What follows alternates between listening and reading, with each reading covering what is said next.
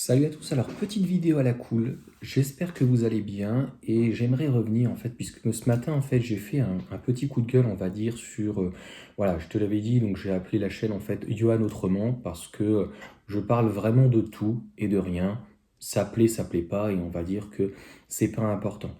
Euh, voilà, encore une fois dans le respect et sans offusquer les personnes, mais tu me connais, voilà, quand il faut que ça sorte, quand j'apprécie quelqu'un, j'ai envie de lui dire. Quand je l'apprécie pas, je le dis pas, mais quand il y a une situation qui commence un petit peu à me perturber intellectuellement, en fait, où franchement dans ma tête ça tourne en boucle, tu vois. Donc ça fait 2 jours en fait que ça tournait en boucle suite à un message donc, que j'ai reçu, même deux messages donc de la part de certaines personnes. Voilà, donc j'en parlerai pas sur cette chaîne, ça ne m'intéresse pas. Tu me diras, voilà, j'ai pas envie de publier. C'est du off. Je suis très content en fait d'avoir exactement 234 abonnés. Je l'ai dit que de toute façon, ces vidéos-là, c'est comme limite une souscription. C'est des vidéos que je faisais un peu plus off. Je te partage une autre manière. Et je pense en tout cas que les personnes sont sensibles à cela, c'est-à-dire que ici, on parle bagnole et essentiellement de voiture électrique. Pourquoi? Parce que je l'ai déjà dit, pour moi, la voiture électrique est supérieure au véhicule thermique pour plein de choses et que ça apporte plus quand même d'avantages que d'inconvénients. Par contre, ce matin, j'ai évoqué le fait que on arrive à la fin de l'année. J'avais dit que si ça ne décollait pas, c'était dramatique. On a vu qu'on est à moins de 20%, 15%, avec toutes les aides, avec le leasing social qui a fait au final 50 000 véhicules. Et pareil, je reviens là-dessus. Moi, j'ai conscience, si tu veux, que il faut pas être hypocrite. Je suis pour la suppression de toutes les aides, raboter 50% des aides sociales, raboter sur les loyers. C'est tout à fait normal à un moment donné qu'un locataire ou un propriétaire, je vois pas pourquoi ça serait le propriétaire toujours qui doit payer et le locataire ne paye pas. Normalement, je crois que les offices HLM ne payent pas, donc tu as des endroits où tu as 50% de logements, en fait c'est toujours au propriétaire de payer, donc c'est toujours à celui qui peut payer, voilà, et ça c'est dramatique. Hein. Ah il peut payer, l'autre ne peut pas, c'est la solidarité. Moi, c'est pas ma notion de la solidarité. La solidarité, c'est vraiment en fait de pouvoir aider réellement l'autre, de le sortir de sa merde, de sa situation, tu vois, et de lui faire comprendre que finalement, participer à l'effort collectif, c'est extrêmement beau, c'est un geste civique, et chacun devrait donner en fait à minima en fonction de son budget. Même récolter 10 euros sur les impôts, ça permet en fait de prendre conscience, parce je pense qu'il y a des personnes aujourd'hui en France qui ne prennent pas conscience de ce que ça coûte. Et on supprime ces aides-là, comme on supprime les aides des niches fiscales, toutes ces merdes, toutes ces conneries. Et à un moment donné, tant pis, ils ont qu'à se démerder sur les lois immobilières, etc. Et notamment l'automobile. Je pense que intellectuellement, ça serait beaucoup mieux de subventionner, ou en tout cas d'aider les routes, les bornes de recharge, ça c'est peut-être le rôle de l'État, mais d'aider des constructeurs à se goinfrer pour le CAC 40, c'est juste, à mon sens, en tout cas, inacceptable. Et donc, pour aller au-delà, on arrive l'année prochaine en 2025, il reste 10 ans pour entrer dans ce dogme de l'Union européenne, qu'on aime ou qu'on n'aime pas, c'est juste les faits, c'est les règles qui ont été posées. 2035, arrêt des véhicules tout thermiques, essence, diesel, éthanol, GPL, tout ce qui est à combustion, hybride, hybride rechargeable, micro-hybridé, enfin en veux-tu, en voilà. Donc même pour le gaz, parce qu'il faut savoir que quelqu'un qui a un vieux véhicule, il y a toujours des parades, tu le passes au gaz, eh bien tu seras critère 1. Va pas me demander pourquoi. Tu vois ce que je veux dire? Si tu passes entre guillemets avec un truc normé à l'éthanol, je crois que tu peux pas passer en critère. Mais systématiquement, tu as un véhicule qui est hors critère, même au-delà des 5, tu la passes au GPL, et donc tu pourras rouler, tu seras tranquille avec les avantages et les inconvénients donc, du GPL. C'est pas parfait non plus. Bref, donc clairement, le titre sera assez simple. 2035, 100% de voitures électriques. Pour moi, c'est juste mon avis. Calme-toi. C'est impossible. Impossible pour différentes raisons. Impossible parce qu'en 10 ans, ça fait déjà une deadline qui est trop juste. Impossible parce qu'on part de loin, c'est-à-dire que si on était à 50%, on pourrait y arriver. On le voit dans les pays qui sont à 50 ou 80%, ceux qui, voilà, au Danemark ou tout ce qui est pays nordiques, Norvège et autres, ils étaient déjà à 50, 80, ça ne fait que progresser. Là, ça n'augmente pas, ou peu, voire ça diminue, et on a vu ce que ça a donné en Allemagne. Dès que tu arrêtes les aides, ça s'effondre. Donc, je ne veux pas donner tort aux raisons intellectuellement en fait à quelqu'un, c'est-à-dire qu'il y a des personnes qui attaquent frontalement le véhicule électrique, comme DME, il y a Vertigo, quoi que ce soit. Intellectuellement, j'appréciais en fait le youtubeur qu'il était sur son aspect critique, et vraiment je le retiens. Par contre, ces bassesses parfois que je fais plus sur l'autre chaîne, tu vois, et pas là, ce n'est pas professionnel. C'est ce que je dis, voilà. Tu regardes ses vidéos, il y a des fois où il va parler de politique ou trucs de l'Union européenne et Van der Leyen. Je ne veux même pas rentrer là-dedans. Je ne te parle pas de politique, je te parle peut-être de règles, de dogmatisme, mais ça s'arrête là. Donc, on ne peut pas leur donner en tout cas ni tort ni raison, même à TF1 et d'autres, même si par contre il y a des chiffres parfois qui sont injustifiés, faux, qui sont un peu arrangés ou un peu loin de la réalité. Après, il y en a qui vont dire, voilà, quand on n'y connaît rien à la voiture et que électrique et qu'on ne sait pas comment brancher ou quoi, pourquoi pas? C'est là où je dis, dans ces cas-là, il faut faire plus de pédagogie. Donc, étant donné qu'il y a tout ça, les chiffres, l'objectif d'ici 10 ans, les constructeurs qui n'y croient pas plus que ça, l'année prochaine, il faut qu'ils aient intégré 20% de véhicules électriques pour pouvoir vendre 80. La mesure ne passe pas. Moi, je dis 20% de voitures électriques, même 50% sur le parc, je vois pas ce qui est délirant. Le problème, il y en a aussi plein d'autres. Le véhicule électrique est très cher. Le véhicule électrique a mauvaise presse. Les constructeurs, en fait, font tout pour dégoûter. Et toutes les personnes au minima intellectuellement qui sont curieux, eh bien, vont y passer. Il n'y a pas besoin de les forcer et ils se rendent compte que lorsqu'ils veulent un véhicule neuf, pour prendre simple, puisque hier j'ai eu Jean-Philippe, donc j'ai beaucoup de personnes qui m'appellent et qui me posent des questions, parrainage ou pas parrainage, tu vois. Donc là, au moment où je fais ma vidéo, je la mettrai à midi. On sera peut-être à 20 000. D'ailleurs, je pense à ça. Et je voudrais bien faire, ce sera chacun payera quand même sa part, mais le petit japonais qu'on avait fait l'année dernière, ça s'était très bien passé. C'était à ce moment-là, d'ailleurs, j'avais rencontré Olivier. Et un midi, donc plutôt un dimanche midi, voilà, on peut être assez disponible et tout. Donc sur Coignères, c'était très bien et pouvoir se rencontrer. J'ai plein d'ailleurs de produits, d'accessoires que je ne sais pas quoi en faire parce que je l'ai déjà dit. Voilà, il y a des trucs même qu'on me redonne, je ne sais pas quoi en faire. Donc, ça sera l'occasion, par exemple, de les donner ou quoi que ce soit. Donc voilà pour la petite parenthèse. Et sur donc, le véhicule électrique, on est, donc comme je te dis, donc Jean-Philippe, pour le coup, qui m'a contacté, il est sur une C5. Je lui dis, c'est un petit peu, donc j'avais quelqu'un aussi qui m'avait appelé vers Châlons qui s'appelle Julien. Eh bien, et lui, donc pour le coup, est sur Bordeaux, tu vois, on a papoté et tout. Je reçois aussi vendredi, je suis désolé de digresser, Mehdi, mais il a déjà été client, il me dit que c'est passé. Parce qu'il s'arc-boute un peu. On va pas se prendre la tête, Mehdi, t'inquiète pas, je vais venir vendredi à 10h30, ça sera avec plaisir.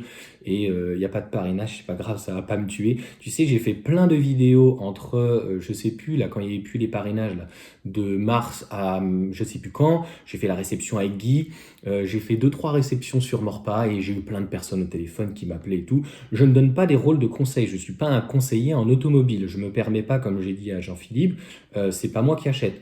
Mais je te donne mon avis, mon ressenti, et après tu le fais comme tu veux, et me demander, voilà, est-ce qu'il vaut mieux de l'acheter, si je la garde 5-10 ans, ou est-ce qu'il vaut mieux que je la prenne en leasing, parce qu'en 24 mois, elle peut être intéressante.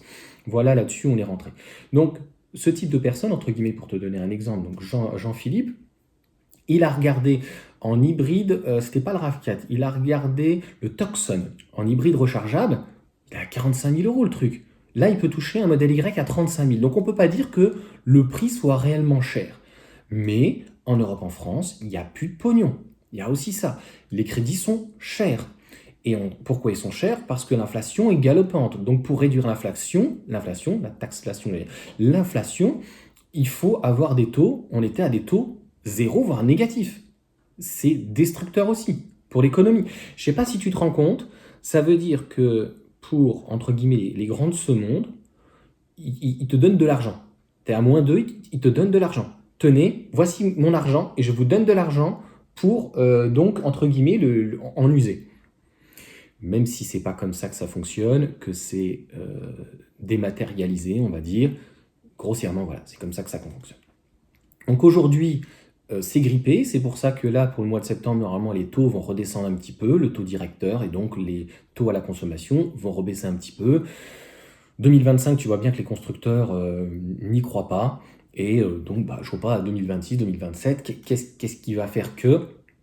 Ce qui est certain à mon sens, c'est que c'est la fin du thermique, comme je l'ai dit, comme on le connaît, avec pratiquement la fin du diesel, comme on le connaît, et la fin certainement aussi de l'essence. Est-ce que l'Union européenne est capable, hypocritement, de dire, bah voilà, finalement, on intégrera ce qui marche très bien, pratiquement 50%, les hybrides et les hybrides rechargeables, et on se remet une couche de 10 ans?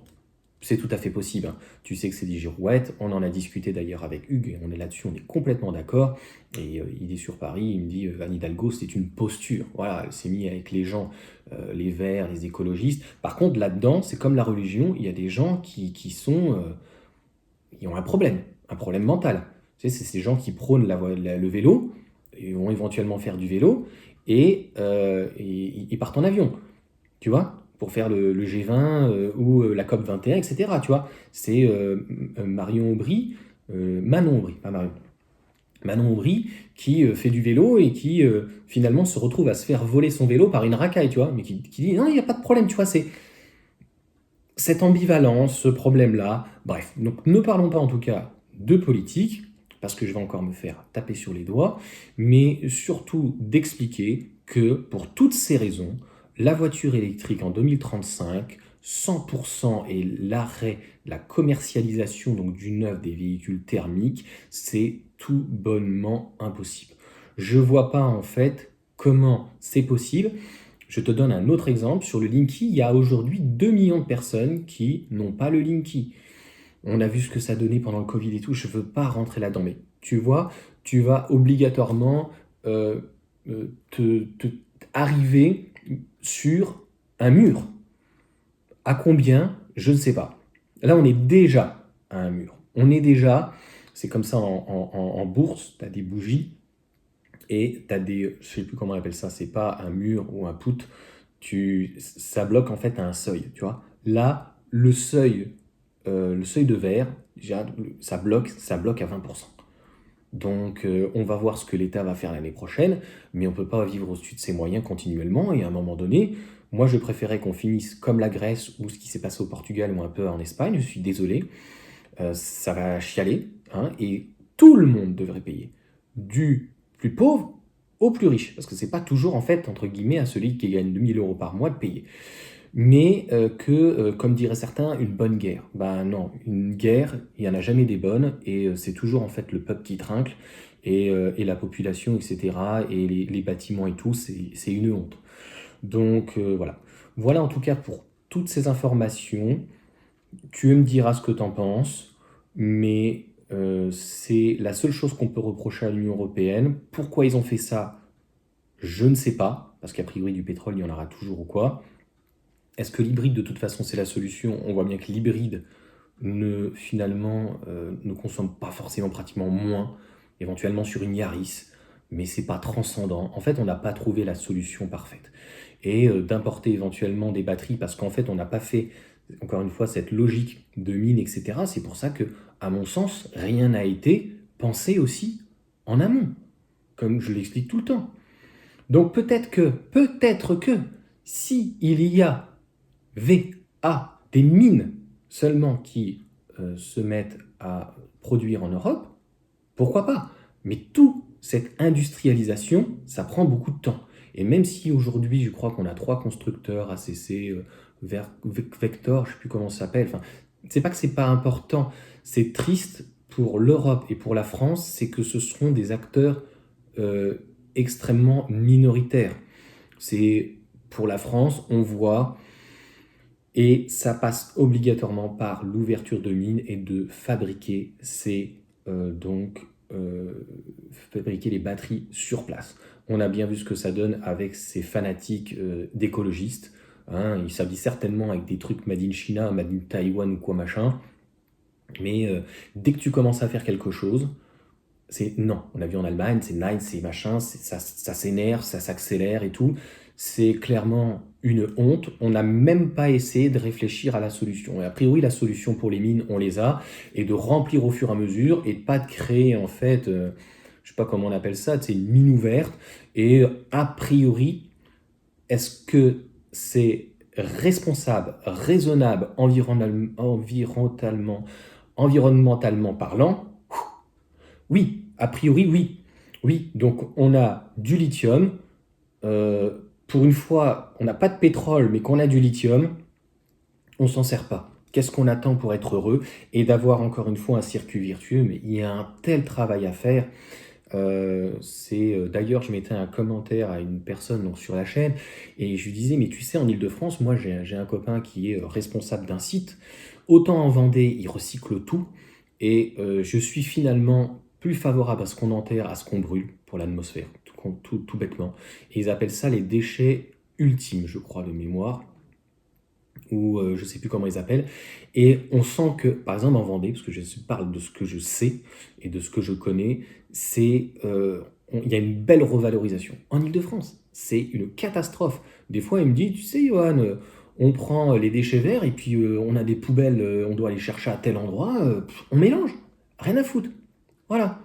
Et après, sur le site, je crois qu'ils sont à 30% de recyclage. Donc, il y a des efforts aussi là-dedans. Ça a un coût, mais il est moindre. Parce qu'il faut quand même se rappeler à l'époque, on n'avait qu'une poubelle et c'était trié avec des salariés. Moi, je trouvais ça super et ça faisait de l'emploi. Là, aujourd'hui, ben, c'est un petit peu comme les caisses rapides. Maintenant, c'est le particulier qui fait tout. Avant, il y avait un pompiste. Je ne dis pas que c'était bien, mais franchement, de tous mes clients, quand je travaillais dans l'immobilier il y a une vingtaine d'années et qui avaient entre 80 et 90 ans, bah, les 30 glorieuses, a priori, on n'a pas fait mieux, c'était quand même assez exceptionnel. Il y avait un pompiste, il y avait du travail, les gens pouvaient travailler, c'était bien gagné, c'était bien payé, et il y avait des consignes sur le verre ou quoi, et je pense que nos anciens, en tout cas, faisaient beaucoup plus attention aux choses, aux meubles. Aujourd'hui, tu prends, tu casses, c'est pas grave, tu jettes. Voilà. Et alors qu'en fait, avant de jeter, ben, voir si on peut pas le recycler ou si on peut pas faire quelque chose. Voilà pour cette vidéo, j'espère en tout cas que ça vous aura plu. Et puis, comme je t'ai dit, on va essayer de voir donc un dimanche. S'il y a des personnes donc, qui sont intéressées, qui n'hésitent pas à me mettre un petit commentaire et puis éventuellement de m'envoyer un message donc, directement en message privé. Allez sur ce, ciao à tous.